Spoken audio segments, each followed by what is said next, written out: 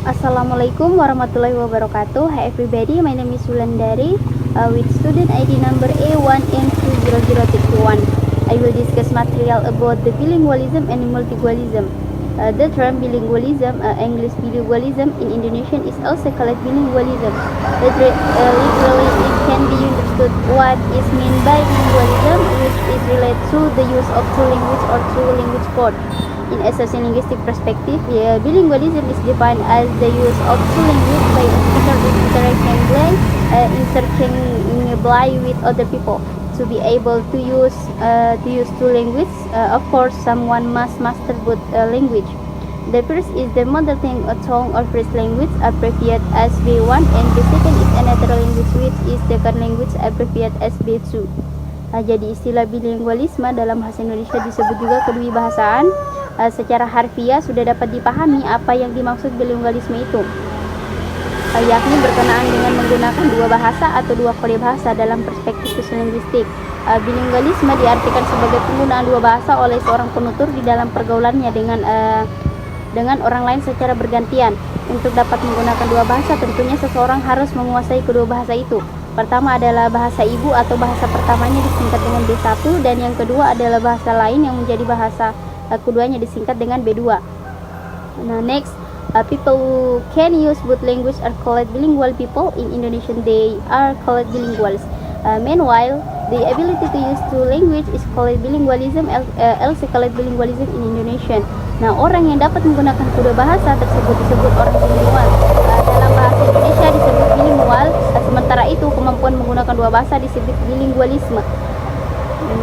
Next, multilingualism in Indonesian it is also called multilingualism, namely the condition in which a person uses more than two languages in his interaction with other people ultimately. Multilingualism can also be said to be the ability to speak or use many languages. Countries that usually use multilingualism, for example, China use Mandarin, Tekhou, and Hokkien. Jadi multilingualisme yaitu keadaan di mana seseorang menggunakan lebih dari dua bahasa dalam interaksinya dengan orang lain secara bergantian.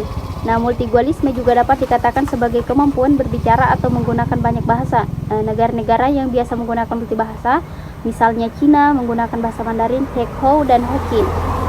Example of bilingualism and multilingualism. Example of bilingualism, even for example, a native Japanese who of course is fluent in Makassar, B1, and he can also speak English, although not as good or not as fluent as he is in Japanese.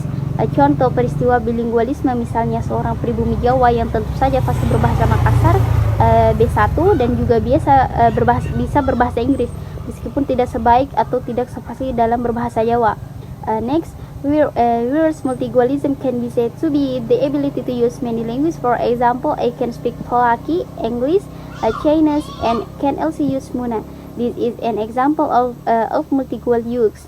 Sedangkan multilingualism dapat dikatakan kemampuan menggunakan banyak bahasa. Misalnya saya dapat berbicara bahasa Polaki, Inggris, Cina, dan juga dapat menggunakan bahasa Muna.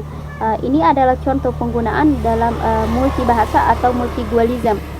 Thank you. Wassalamualaikum warahmatullahi wabarakatuh.